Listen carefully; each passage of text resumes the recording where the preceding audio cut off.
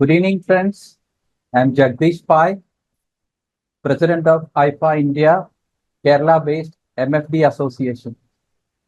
Today's meeting is very important one, as lot of changes is going to be implemented on KYC and NASH front. Lot of changes in procedure from April 1st, as per the direction from SEBI and IT department. So IFA proactively approached Edelweiss AMC to do a session on this front, as many of the MFDs are having a lot of doubts. What are the changes? How we will implement?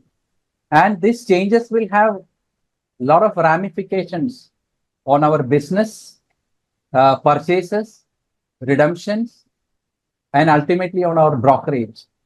So listen carefully today's session and note down whatever questions. So IFA proactively approached Edelweiss AMC to do a session on this, and they have readily agreed to do this kind of session. And before starting off today's session, let me introduce Mr. Abdulla Chaudhari, who will be doing today's session. So this is the brief introduction of Abdulla Chaudhari. He is the head of investor services and R&T operations at Edelweiss. Has more than 11 years of experience in operation management.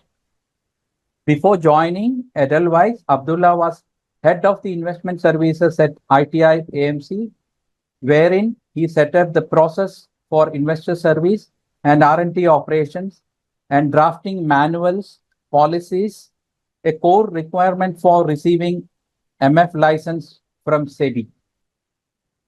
So once again, thank you each and every MFDs who have joined today, and over to you, Abdulla sir. Thank you very much, Jagdish sir, and a very warm welcome to every one of you for today's session. While there have been so many changes, so many process upgradation happens, across mutual fund industry, we at Edelweiss, we found, it's very important, it's very imperative for us to inform people about key changes, and especially by this time, because there are multiple changes going to happen effective 1st April, just not KYC, but there are 2-3 different aspects. So we thought these are very important aspects. And for that, we had created a document called the Mutual Fund Handbook for Partners. It's a document covering all regulatory aspect. It's a document covering what RTA has to offer. K-Fintech is an RTA. What they have, to offer for partners. What are some of the very important reports which partners should always have access to? And then what is exclusively Edelweiss, offer to all our partners and investors. A brief gist has been extracted from that document, and we have created one document for today's session. The Mutual Fund Handbook is available in public domain. You can have it on WhatsApp, email, wherever you want to, and you can refer it for your academic purpose and for transactional, information, regulatory information across any mutual fund houses. I will quickly put up my screen and share the document which I want to walk through, to every one of us today. Is my screen visible? Yes.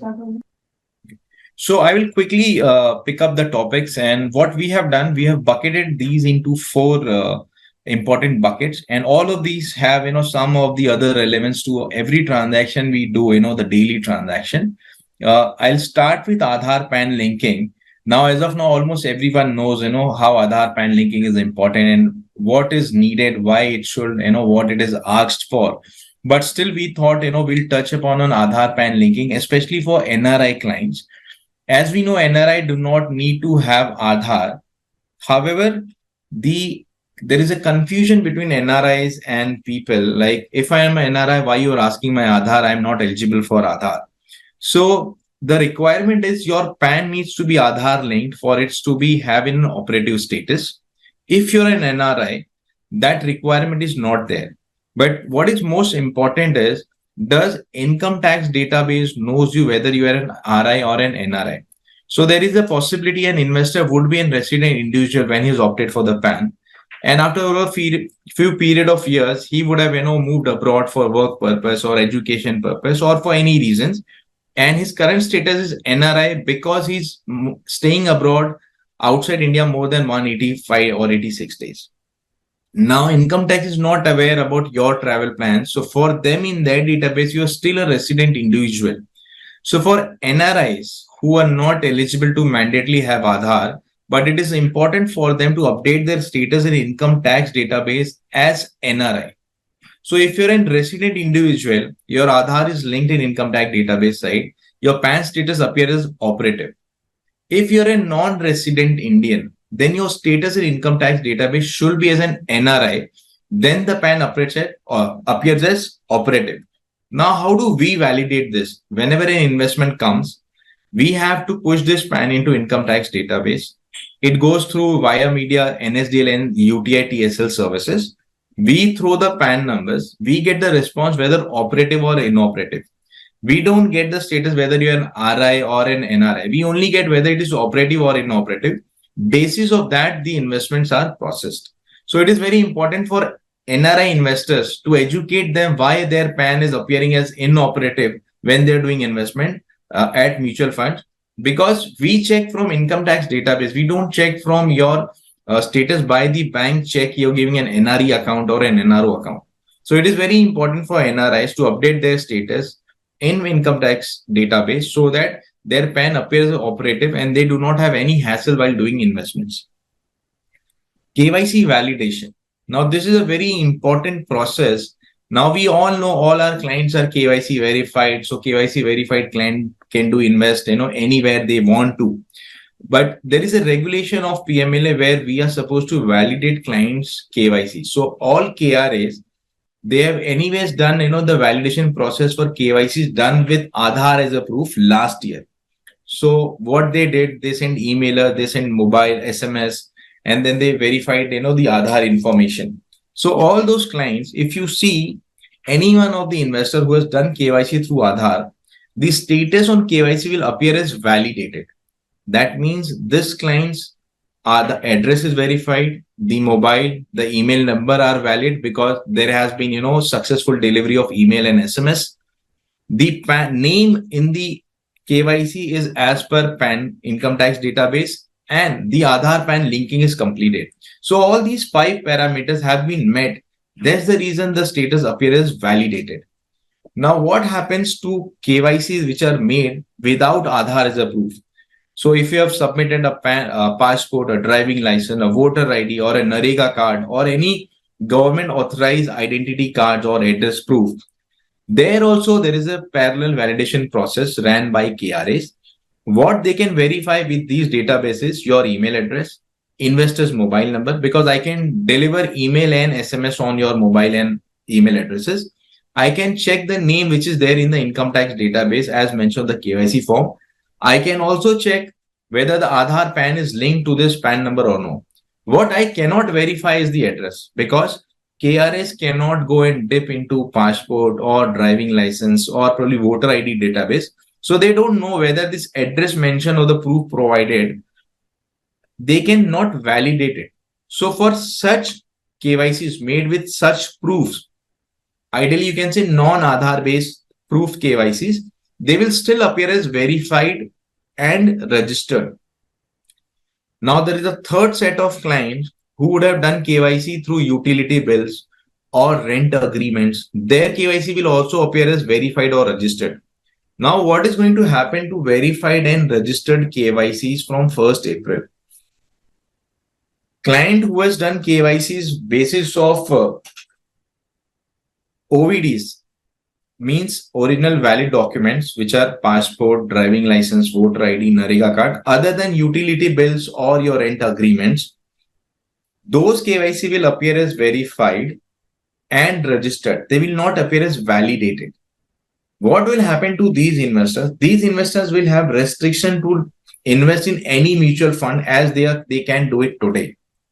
They can only invest those mutual funds where they have already had a relation. Means when you do an investment, the AMCs go to KRA and pull the KYC document. So if you have a relation or the KYC is made by that AMC, you can continue investing with them. But if you're not invested in any AMC in past before 31st March and you try to invest with your verification or registered status, you cannot invest. You have to give the application along with a modification request of KYC. Now, what will happen when you give modification request? The modification will be done in a similar manner currently we do for KYC. If you have given Aadhaar as a proof, so the KYC most likely the status will appear as validated because all 5 parameters can be verified. But if you have not given Aadhaar, you have given a driving license or you have given a passport again. So the status will again appear as verified. What will happen? Only the latest information of address will get updated. And one more AMC would have done your KYC. So now you have KYC relation with two AMCs. So now with these two AMCs, you can invest. But if you want to invest with further other AMC where you have never invested, you will again have the process of KYC modification. So in other words, till the time Aadhaar is provided as a proof in KYC, the all 5 parameters will not get validated. If you do it, if Aadhaar is submitted, your KYC status will appear as validated. Once it is validated, you have no restriction for investing in any of the mutual fund. You can invest currently how you are investing with your KYC status. So this is very important, which is probably going to happen from 1st April. As of now, there are no extension for these requirements. So as of now, it is very clear all KYCs where the status appears as validated, those KYC will not have any problems. KYC with status verified and registered, they can invest only where they have KYC relationship with the AMCs or you do a modification. Now, third set of clients which I have mentioned, KYC is done with utility bills, rent agreement, where the document itself has a validity. So rent agreement generally valid for 11 months. Your utility bill is always, for the previous month. So generally for utility bill, rent agreement, current situation, we ask not more than 3 months. So if KYC is made with these documents in past, those KYC status will turn as on hold KYCs. So for those clients, modification becomes mandatory because your KYC, which was verified, now is turned to on hold because the address what was there on the KYC had limitations of validation. Now you have to do modification. Again, modification can be done by submitting Aadhaar as an address proof or any other OEDs as an address proof. If you submit Aadhaar, most likely your status will appear as validated. You will become a normal KYC investor. If you provide documents other than Aadhaar, any OED, passport, driving license, voter ID, then your status will appear as verified. So wherever you have given modification, there you can still continue to invest. If you give again those utility bills or driving license, those KYC will be verified, will be available only for 3 months. After 3 months, again, they will go on hold. So it is advisable, it is suggestible, whenever you do modification, use a document which is valid, most probably Aadhaar, so that you do not have to do multiple KYCs. Third is PAN verification. What do we do or what does the industry does, when we verify PAN? So as per regulation, we are supposed to verify investors' PAN for investment. What do we verify? We verify whether the PAN number provided is a valid PAN number and the PAN number actually belongs to the right investor. So there may be a possibility if we have done any data entry mistake and that by mistake that PAN entered in the system, it's a valid PAN, but it belongs to someone else. So to cover all of these aspects, PAN verification is done. So in today's world, what AMC send it to income tax for PAN verification is the name and the PAN. And we get a reverse information name and PAN in response.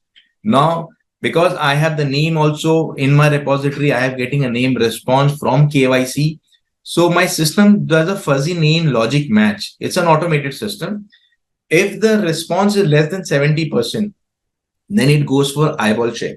Now, when 70% response comes is generally in case of female investors, when the name in the PAN is a premarital name and the name in the investment is post-marriage. So the last name basically differs. But for such cases, when it goes for eyeball verification and we know the marriage certificate is provided, other gazettes are provided, that application gets passed through. So in today's world, if there is a mismatch, there is an eyeball check happening for name, and that's how the application goes. Now from 1st April, because there is a regulation around, people's privacy information. So income tax department has stated that any entity who's coming for a PAN verification, they are supposed to give us the PAN number, the name of investor, and date of birth. Now, my emphasis here is more on date of birth, because date of birth was never a mandatory requirement in mutual fund industry. But from 1st April onwards, it will become the most important mandatory information for an investment in mutual fund, because the first verification we do is the PAN verification. So when we are doing verification, we are going to send PAN number, we are going to send the name, and we are going to send the date of birth. Now, income tax is not going to respond me back with all this information. They're only going to respond whether what I have sent to them matches with their records. So if PAN I have passed, they said, yes, PAN is matching. The name on the PAN I have sent is matching. The date of birth I have sent is matching. All these three parameters, if are matching, then the transaction will get processed. Now, what about the name? So people have a tendency to write first name and last name, everywhere. Or probably they write the initial of the last name, initial of the middle name. So when I'm sending these name to income tax database as captured on the application form, it becomes very important that this name format should matches to the name mentioned in the income tax database.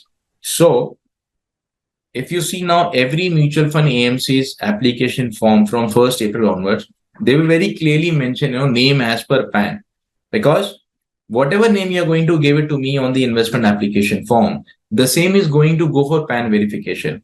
And assuming the name on the PAN card database is first name, middle name, last name, everything in full, nothing in initial.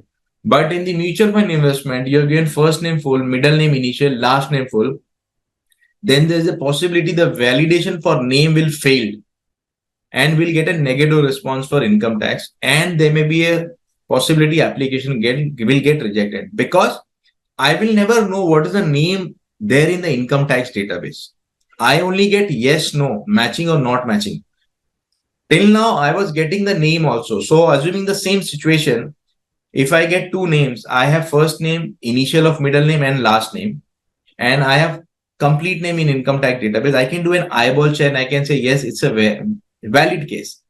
Investor has mentioned his initial instead of the full name in place of middle name. But from 1st April, this will not be possible for us to do, because everything will probably have, a straight to end-to-end match. So the name as per PAN and date of birth becomes very important from 1st April to have an application get processed. Now I'll move on to the second section, which is folio related. And I think by now this is very much aware or known by everyone. So I will not take much time on this. Mandatory nomination. So there is an extension till June on nomination. So even if you have not declared any nominations or you have not given any consent that you do not have a nomination, your investments will not have any impact. However, if the consent of wanting a nominee or not wanting a nominee, if not submitted, there may be restriction on transaction from June onward. So if you have an investor who said, I don't want to have any nominee in my investment, which is fine, but then the consent of not having a nomination is mandatory to be submitted in the investment.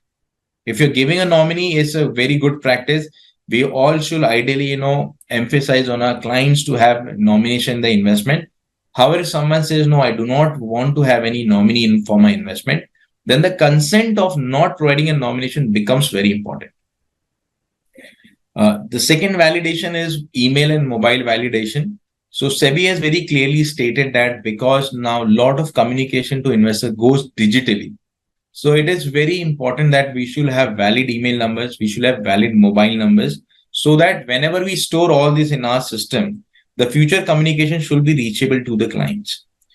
Now, what happens when you give an application? The moment the application comes in the system, RTA sends email and SMS on all these mobile numbers and email addresses. The delivery response, these are all automated process. We get successful delivery response. That means this email is valid. If the delivery on the email is unsuccessful, then that particular case goes for an eyeball check at RTS system. Why eyeball check? Because there may be a possibility on the investment application form, we may have erroneously captured, a data entry mistake had done, and maybe because of that, this email is getting failed. So an eyeball check is done to rectify the email, and the email or mobile available in KRA, that is also verified again. Now, both of these things, these are all automated process, and upon successful validation, only these mobiles are stored. One more validation of mobile email is done is whether this email or mobile of an investor, does it belongs to any of a distributor or a RIA or an employee of AMC. So if this email address or mobile number is found, in the database mapped to any of the IFA or RIA or distributor or employee, they get straight away removed unless there is a declaration explicit provided, a family flag. So there may be a possibility, you will probably submitting an application of your family members, and the email address or mobile intended to be have yours because for tracking purpose. But the flagging declaration, yes, this email is a family email, is very important so that we store this email and we don't delete this email address. So in case any of our partners is mentioning his email mobile on his relatives or family investment, then the family flag declaration is also very important. Next is folio without PAN and PKRN.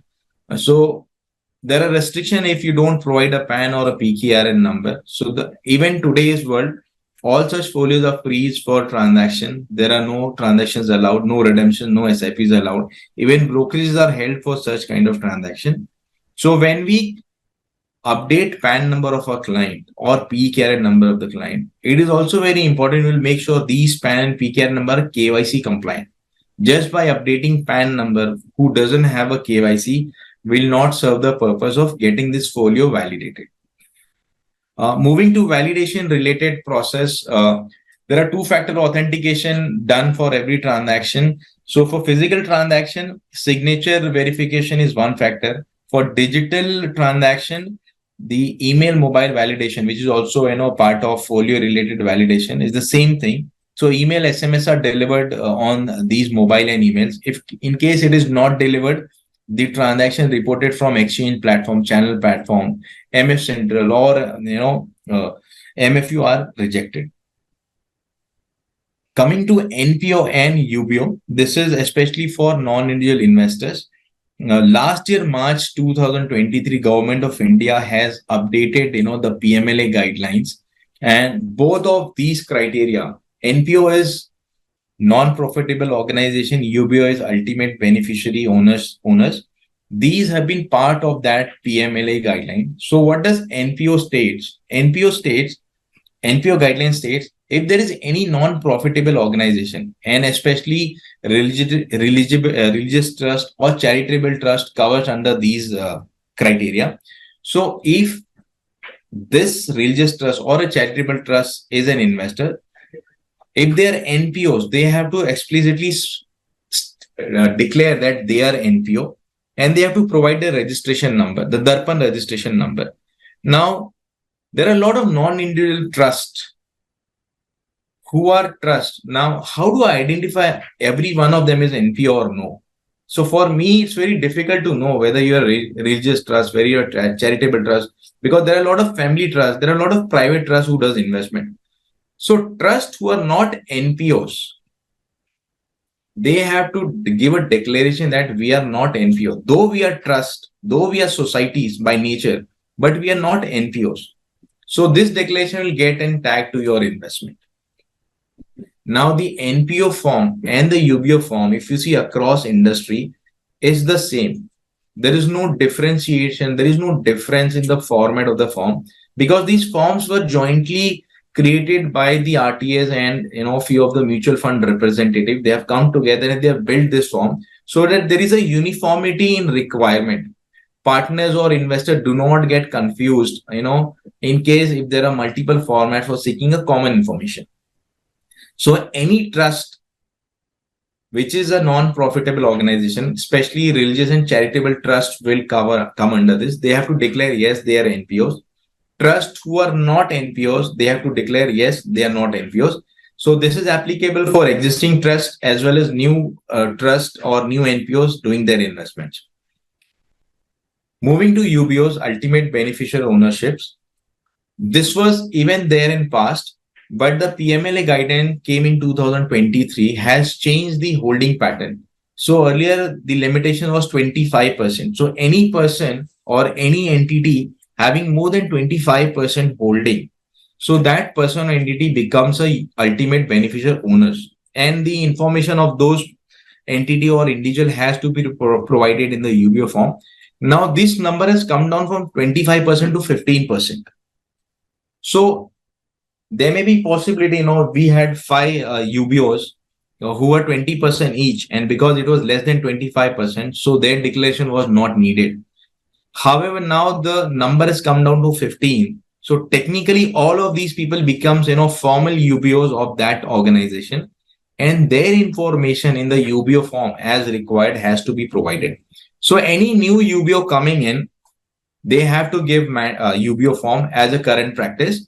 What is important? The new UBO form should be used. What is changed? The number from 25 has changed to 15%. In case there are no UBS for an entity, then the senior management official information has to be provided, like the CEO, the CFO, or the director. So the new form very clearly state, if you're a UBO, the information should come here. If there are no UBOs, there is no holder who's holding more than 15%, he or she, then the senior management person's name has to come in one of these sections. So for new client, you have to use a new form. For existing clients, you have to again submit this declaration.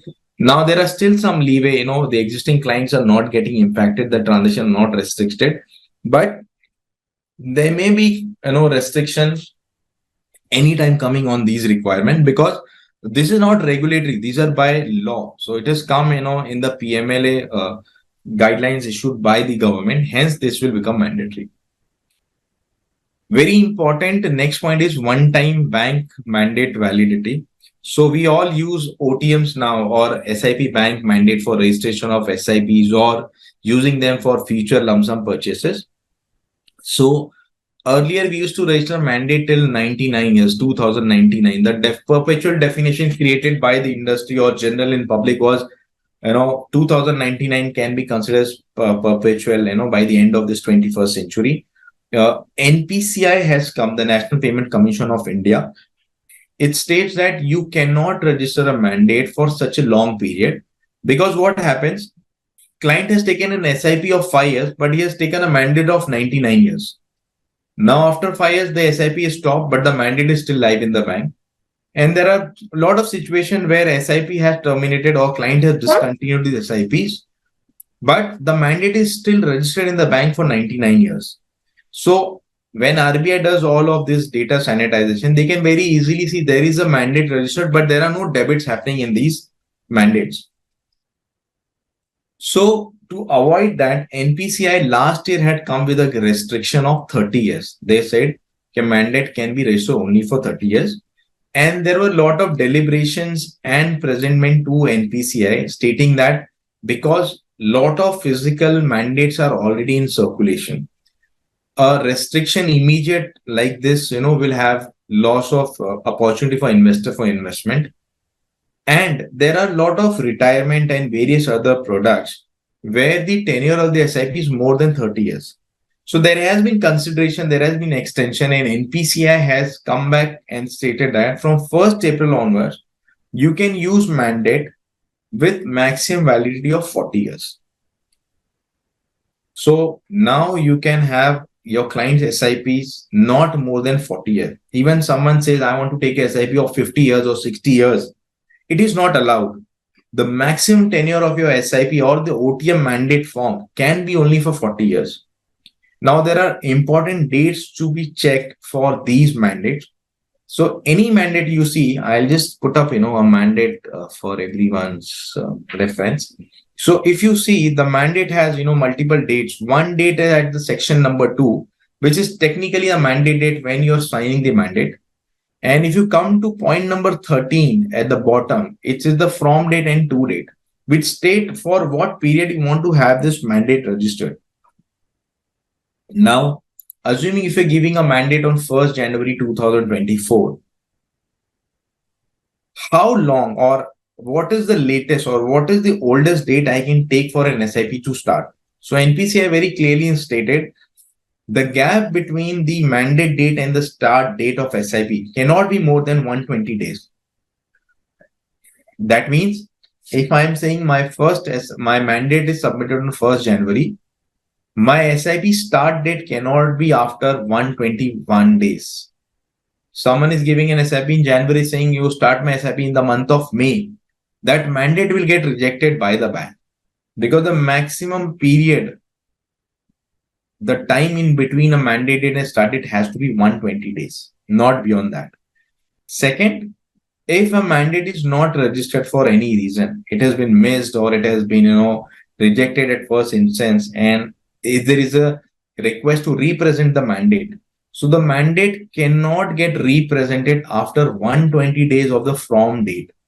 So if your start date, assuming the from date is 1st January and the mandate is not been registered for any reason, and the same mandate has been requested to represent for registration, it can only be done if that representation is within 120 days. So there are two important dates here, the mandate date, the from date. Both these dates have two things in between. Start date and from date cannot be more than 120 days. If a mandate is not registered, then it can get registered only in future for up to period of 120 days. And a very basic information, these mandate dates are like check dates. So you cannot have a post-dated mandate. So the date which is under section 2, if you see, it cannot be after your investment date. If you're giving me an SIP today and you're giving me a date of 5th April, so that will get rejected because it's a kind of post-dated mandate. So moving back to the first slide. So one important point which I just missed, I'll quickly take it up. How to identify which mandates will be allowed? So NPCI has very clearly stated that you have to display the validity allowed for 40 years on the mandate. So if you see, there is a narration right about the signature section. We said maximum period of validity of this mandate is 40 years. And the same narration is also displayed in a little smaller font just below the from and to period of the mandate. So these two places have been provided by NPCI to display the narration, the validity of 40 years. So if you want to understand which mandate is valid, which mandate will not get rejected, the simplest way is use the mandate which has this narration 40 years period of validity. And the narration is also standard, maximum period of validity of this mandate is 40 years. If you have any mandate in your hand, just see this mandate had this narration. This will go through. So my request, humble request to every one of us, if you have stacked old mandates, please discard those mandates, because any mandate, even if you write the start date, end date within 40 years, but if the mandate doesn't have a narration, this narration mentioned printed on the mandate, it will get rejected. Because NPCI developed that system. Once this mandate is scanned and uploaded, it will read this maximum period of validity narration as well. If the system is not able to read it, it will reject the mandate. So the ideal way is to have new mandates in your hand, discard or not to use the old mandates. So as of now, there are no extensions received from NPCI on this requirement. So we are assuming from 1st April, the validity will be only 40 years. And these new mandates will be required.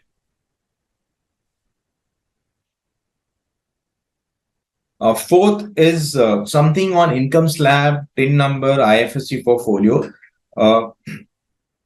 We all must be aware, like on all investment application form, there is an income slab option, which is a kind of requirement for doing various kind of reportings, PMLA reportings and checking of data.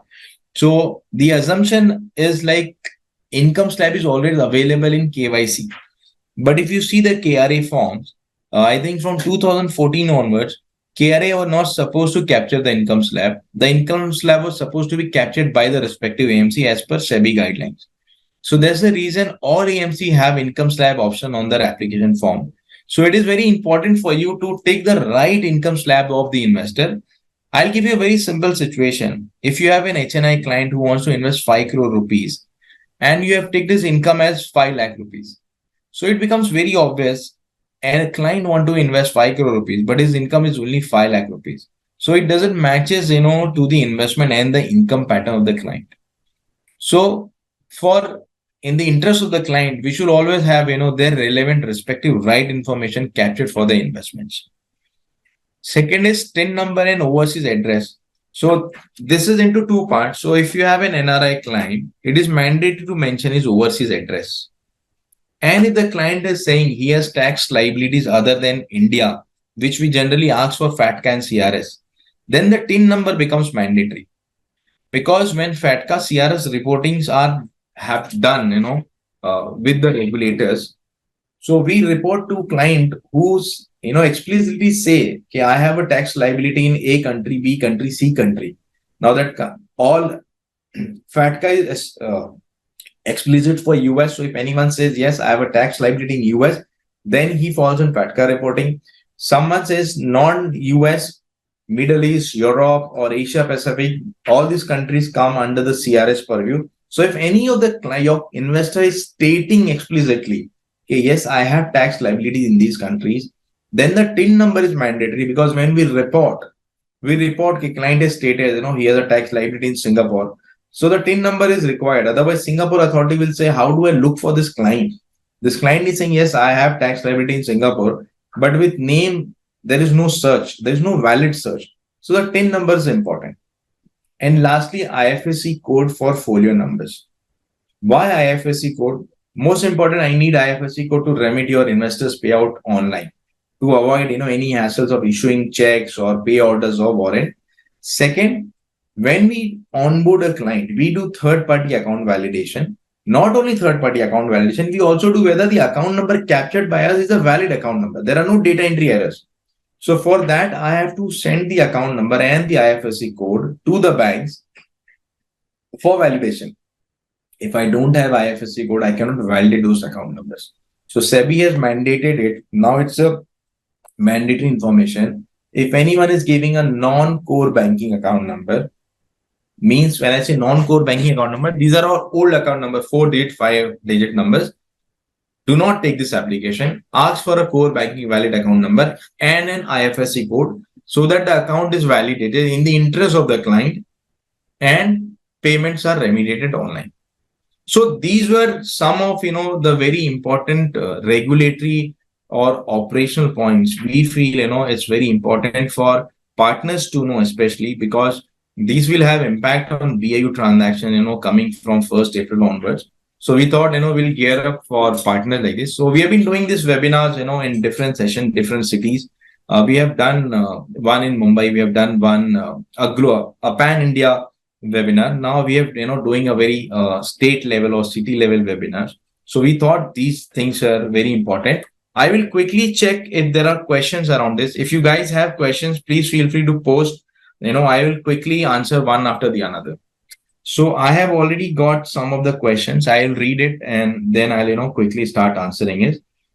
This one is, MFD is the name required as printed in the PAN or as per income tax database. Sometimes these are different. So the income tax department has stated the name as per mention on the PAN card, which is handy with the client, to know what is the name on my PAN card.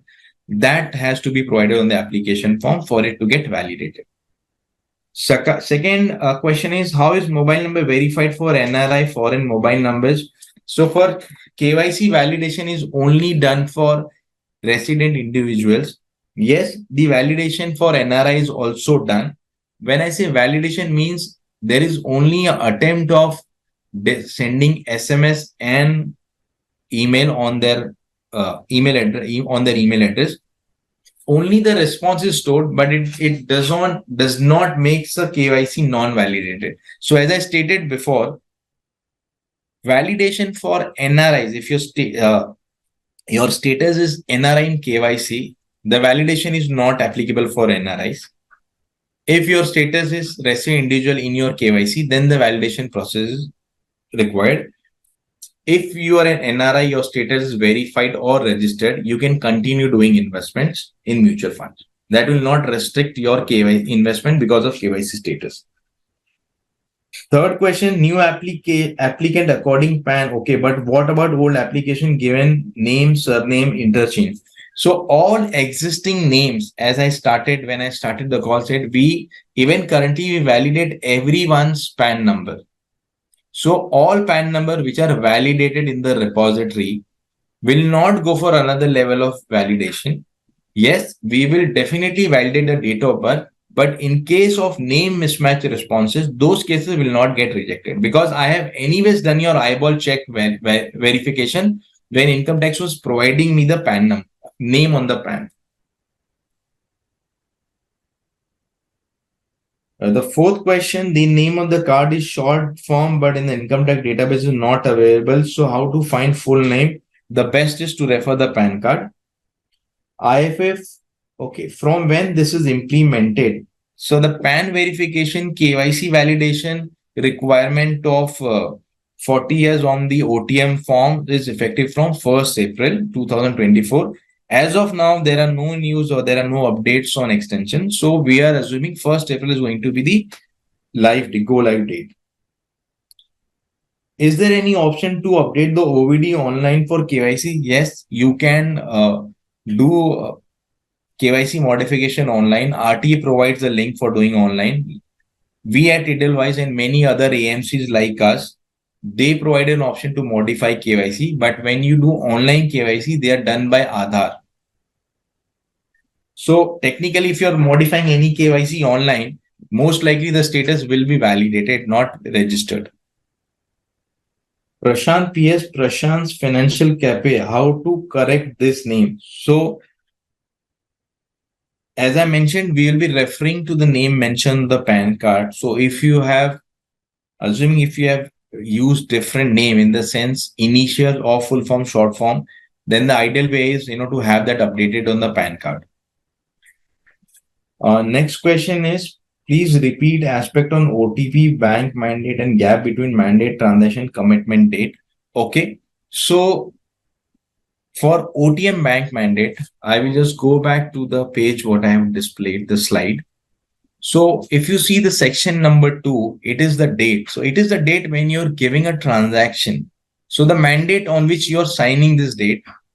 Now on section number 13, that is the period of the mandate. So you want to have a mandate for 1 year, 2 year, 3 year. So the difference between these two dates cannot be more than 120 days. If you're giving a mandate date of 1st January and you're saying, my SIP should start from 1st of June, it will get rejected because it is crossing the limitation of 120 days in between. Modification option for existing client. Yes, it is available, but it is only available for existing clients. New client has to do online KYC. So if you are an existing investor of Edelweiss, we have provided an option for you to modify KYC. RTA also provide an option for modifying the KYCs. Likewise, other AMCs provide options for modify KYC. And all this modification will happen through Aadhaar.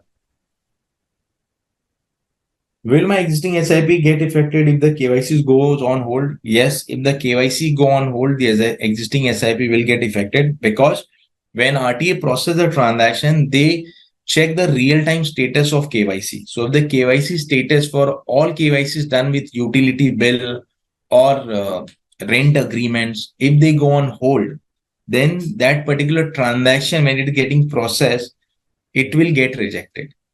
Now, very basic question would be, where do I find my KYC status, client's KYC status, whether it is registered, it is validated, it is on hold. So KFintech on last Sunday, they have sent an emailers to all partners where they've explicitly informed, what are the requirements of KYCs. And on report number 247, you can actually see your client's KYC status, whether it is verified, validated or on hold. So which of your clients will have to go for modification from verified registered status to validation, which are the client whose KYC is on hold, you need to get them modified to validated. Next question, can we name provided PAN as per another PAN? No, you cannot provide a different name on application form and the name on the PAN number, because that is one of the validation parameters. Which out of these dates redemption from 1st April 2024? So for KYC, if the KYC go on hold, then by default, even in current world, for KYC with a hold status, redemptions are not allowed. OTM mandate applicability doesn't comes for, it will not have any impact on redemptions. Even the PAN name validation will be for new investors, so it will not impact redemptions. In PAN number, mostly display name, but client name is something different. How to get it done? So it is advisable when you write application name on the application, please advise your investors to write name as per PAN card.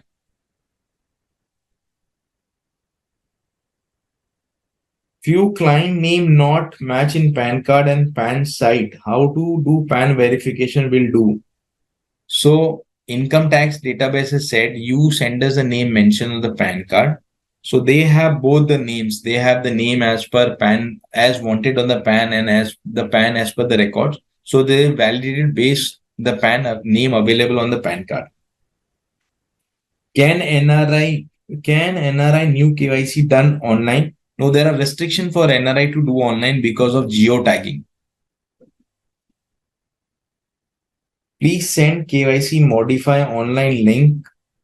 This link is for existing investor of Edelweiss is available inside the login section. On RTA DIT platform, it is available under distributors login section. If mandate is used for lump sum purchase and then no SIP is tagged to it, then what happens to such NACs?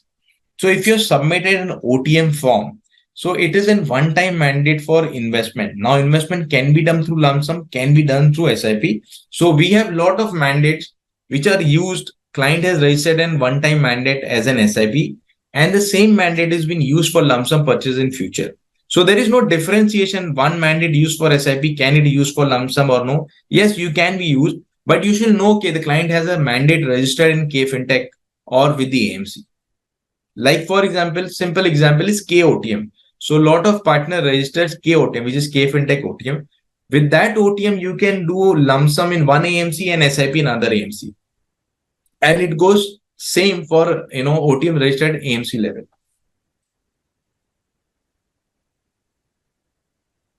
Do we need to do KYC modification separately for CAMS and Karvi KRA? No. KYC can be done at any of the KRA. It is only one-time requirement. If you have done your modification with any of the KRA, that status turns as validated. It is good for all KYCs, all investment, unless there are any modifications subsequently required by the investment. Then again, you have to do modification. Otherwise, once the status is validated, you're good for investments. If there are any discrepancies in name on your KYC compared to PAN card, you can make correction through online modification. No, we cannot make, we can request to KRAs to update the name on KYC as per PAN. However, then we do not capture name as per KYC. The regulation states to capture the contact details and address from KYC information. The name has to be captured as per PAN. So even if there is a slight mismatch in KRA and PAN database, like KRA has first name and last name, PAN has first name, middle and last name, that will not restrict your investment.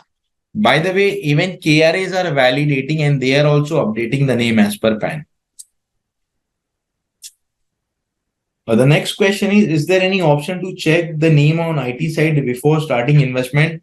Unfortunately, that is not allowed. Individual can only check their names by creating their accounts through income tax database.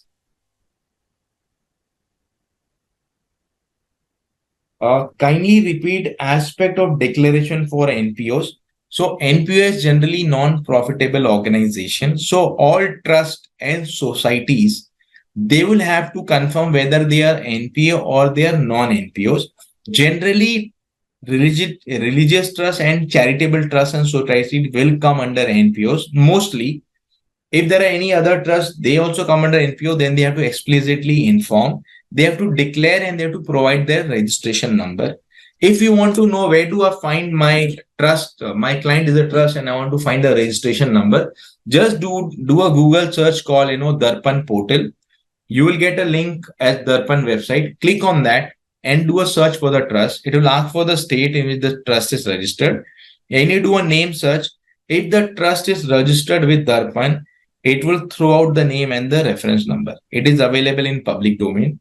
But if you have a private family trust, or if you have, any other trust which is not required to be registered under Darpan, the explicit consent that we are NPOs, we are non-profitable organization, that declaration has to be given by all the trust. For existing, next question is, for existing investor, name will differ between folio level, PAN card level, folio record, M Satish PAN record. Can fetch the name from PAN recording for existing investors. We do validation for existing investor, but we will not replicate the name which is there in the income tax database, because anyways, when you do a validation, we do a straight through validation. So wherever the first name, last name logic has covered the name validation, those names are good. Replicating the name which is there in the income tax database in the investment, as of now, none of the RTA has done. I don't know whether there is, any plan or any recommendation to replicate the name available in the PAN card database received from PAN card in the previous validation in the income tax, in the investments. So as of now, that is not a practice. Are the existing OTMs validity till 2019 and stand rejected or become hold? Mandate registered prior to 31st March for any period, 1 year, 2 year, or till 2099, they will continue to run as it is. But the only request is, if you have an existing mandate which is already registered for 2099 years, do not use that UMRN number and again submit a fresh SIP and send it for registration. Can we have two mandates at same time with different bank account with different amount with same bank? So, as I said, one-time mandate form is like one mandate for one folio or one PAN. So, whenever you give one mandate, for example, you're giving me a bank mandate with 5,000 rupees, and you're giving another SIP for the same bank with 3,000 rupees. And the last mandate was an OTM mandate, which has a narration one-time debit mandate. So that mandate will get registered. I may not need to again register this mandate, because I have already have an instruction with the same bank, same account for a higher amount. They will not register a new mandate with a lower amount. I will use the same mandate with the same amount. However, if the new mandate has a difference of higher amount or a different bank or a different frequency, then the new one will replace the old ones. So currently, if you see, all mandate are, they work like one-time debit mandate, which can be used the client. So in case if there is any change of bank, if you are giving a new SIP with higher amount, then the old mandate will always replace the new mandate. Sorry, the new mandate will always replace the old mandate.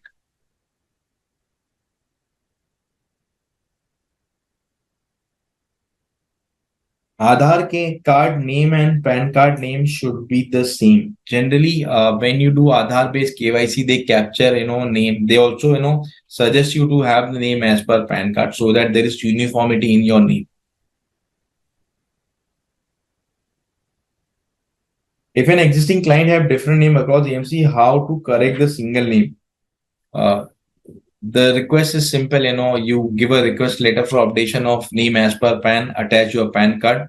So the name will be, updated as per PAN in all your AMCs. Is the requirement for name match in KYC and ITC needed for NRI investors too? Yes. Because all investor, whether RI or NRI, will need to have PAN numbers. So the name validation with PAN will always be there. Name match with KYC and IT, yes, that will also be done. Only the requirement of Aadhaar PAN linking will not be applicable for NRI investors, provided they are stating their NRI.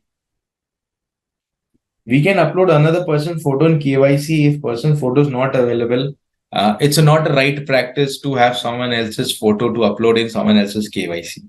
So I strongly suggest not to do any of such attempts, which is not in good practice. And at the end, it's your client, and you voluntarily trying to upload an incorrect information in your client's record. So I strongly suggest not to do such practice. For new clients, how can we ensure that their KYC is completed in order at the time of onboarding? So if there is a new client who has never done a KYC and the investment is coming with the investment application, so KYC, the physical mode KYC doesn't get validated real time. So in current world, 2 days time is provided for under process KYCs, because in 2 days we understand the KYC will get validated. So any KYC will get validated in period of at least 2 days time. So if you're submitting an application today in AMC with KYC form, the status will appear as under process the moment that AMC does KYC data entry. So AMC is allowed, AMC still accept application if the last status under process is not more than 2 days, because after 2 days the status is anyways going to get updated.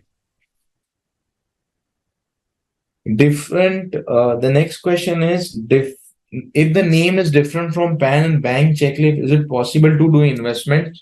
We will do third party validation for names and a name validation.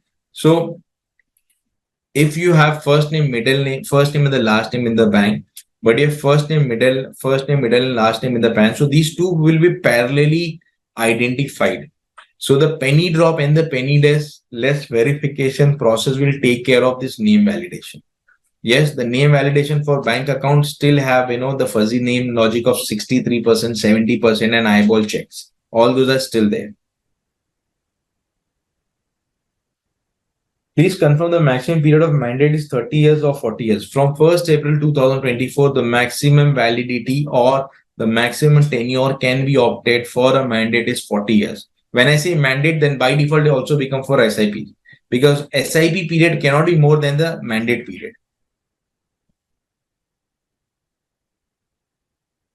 Name validation does as per PAN on the name on the PAN or NT records. So as of now, we have been instructed, or RTA, can name mention the PAN will be enough, for validation purpose. Can we use same email for two person, husband, wife? Yes, you can use, provided you give a family flag declaration on the investment form. So for example, there is already an investment in the name of husband and ABC is the email address. And next day or after 2-3 days, or probably even on the same day, the same email address is used for spouse or wife's investment. Then the family flag declaration, you should not take self, you should put family flag, because the moment you put self, so two different individuals cannot have one email addresses. So then you have to use the family flag declaration. Where do we get KYC modification now, or how can we modify KYC? So KYC modification link you can always have in the DIT platform of RTA. For AMCs, the modification link for their clients will be available on and inside the login, where client can log in and he does his modification, because the modification process call for upload of signature, display of PAN card, display of Aadhaar, running some reading some message on the video. So those things are required for online KYCs. One question I think I missed, it was the first question. Address proof related issues is only for individuals. Yes, the KYC validation for now is only for individuals. So the 5 parameter of validation is address, name, Aadhaar, PAN linking, valid email, valid mobile is for individual KYCs for now. And for the directors or the UBOs of non-individual entities. What is the difference between validated, registered, verified KYCs? So KYCs done with Aadhaar, they will have status as validated, because their all 4 parameters, address, mobile, email, Aadhaar, PAN linking, name as per PAN, can be validated. KYCs done with non-Aadhaar, passport, driving license, Narika card, voter ID, any other government ID issued, there the status will appear as registered or verified, because all 5 parameters cannot be validated. That's the reason their status will appear as registered or verified. So any of your client having that status, it is suggested to have the KYC modified so that it becomes validate. Where can I find family flag application? So the family flag application, there is standalone form, non-commercial transaction form or all AMC's website. If it's a new investment, then the common application form itself have family flag declaration from mostly on the first page, on the second page on the application form.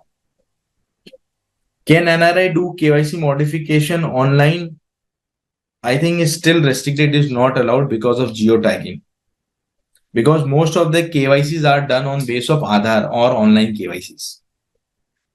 I have done with all questions received by now on chat. So if anyone wants to post question, we have another 2 minutes for questions. If not, then we can end the session.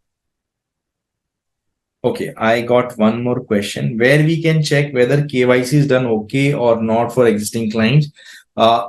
If for KFintech AMCs in the mailback report number 247 provides, the status of your KYC. It will show whether it is validated or verified or on hold.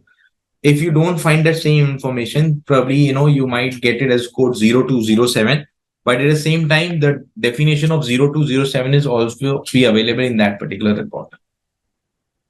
Can we do modification through online for NRI individuals? If the status is NRI, then it is restricted. If KYC registered, then investment will not happen. Investment will happen if the status is appearing as verified or registered. The investment can only happen with the AMC where you have done the KYC. So it is suggested if your client have KYC registered and this AMC you have done the investment, there you have done the KYC, then there is no problem. But if you don't know where your client has done the KYC, so that information, KYC done by which agency, is not available in public domain, it is suggested to do modification of your clients. Can you refer to section 12 in OTM form, which mobile number is to given? Should it be the same registered with the bank or given in the KYC? The mobile number should be given, what is mentioned on the bank, because the mobile number mentioned on the OTM form or email address is not stored by AMCs. AMCs store the mobile email, what you have mentioned, the common application form. This form basically goes to the bank. So the information what is relevant to the bank should be mentioned over here. Can we get this PPT for reference? Yes, of course, we will share our handbook. When I started this call, I referred about the mutual fund handbook, and this PPT is, just a small gist of the handbook. All of this information is part of our handbook. So I will have Raghu and team, to share the handbook. So the handbook is basically divided into 3 parts. One is the regulatory update, which is common for the whole mutual fund industry. Second is what offerings or what are the services KFintech is an RTA provide, because our RTA is KFintech. So we have collated important aspect and information offered by KFintech. And the third section, which is in detail, is what Edelweiss offers. What are the turnaround time? What are the forms? What are the services we offer?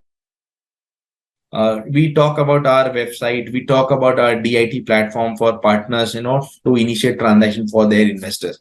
So all of that is covered in the handbook. So we'll have the handbook shared with you all. So which has, this information plus some more information which you may require, for a lot of mailback reports and what are the other offerings, we have.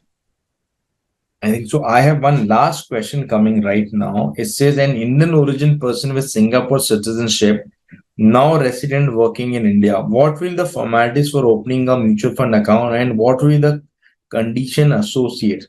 So a person who's an Indian origin. So generally there are 2 kinds of NRIs. One is a resident individual, is a citizen of India, but because he's residing in not in India, so he's an NRI. Second, there are people who have overseas citizen, but because they have roots in India, their the family or the forefathers in India. So they approach to the embassy and they take a OCI card, which is an overseas citizen of India. Those cards they take. So both these investors come in the category of NRI. So when they want to do an KYC, they have to provide the KYC application form. They have to provide the passport. They have to provide PAN card and they have to provide the OCI card along with overseas address. If these informations are provided, they can make their KYC as an NRI. If we did KYC through direct KRA, then can we do investment in only AMCs? Yes, there are no restrictions on where you're doing your KYCs from. If your KYC is done through any of the KRA, if the status is validated, you can invest very well in any of the AMCs. There are no restrictions.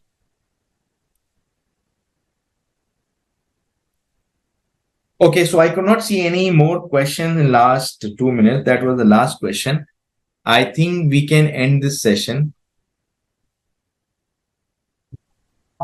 Sir, thank you very much for wonderful session in which you have covered PAN related queries, folio related queries, validation related queries, and others. Wonderful, wonderful. And if we have any further queries, we will note down from the IFA and pass it on to you for further clarification through email or whatever it is. Sure. We'll definitely answer all your queries. And also, if you can you share this recording for the benefit of those MFDs who have not attended? Yes, we can. I think this recording will also go on YouTube and our handle. Okay. So it will be available there also, but we can arrange for this recording. Okay, so that many of the MFDs, due to some other commitment, they could not attend today. Otherwise, no, we can have this available. So otherwise, it was wonderful session, and I thank Edelweiss, entire team of Edelweiss, Raghumurthy sir, and entire team who supported at the back of this thing. And from bottom of my heart and on behalf of IFA, pleasure thanking you all at Edelweiss. Thank you very much, sir. Thank you for your kind words. And also wanted to thank Sam Toshi, who is instrumental in arranging this particular event. Thank you, sir. Thank you once again. Yeah. Thank you, everyone. Yes. Thank you, everyone, for logging in. We conclude this call, and any further queries you may have, please share it with us, me or my colleague Anup in Cochin. We'll be more than happy to come back to all those doubts. Thank you once again. Have a lovely evening. Thank you. Mutual fund investments are subject to market risks. Read all scheme-related documents carefully.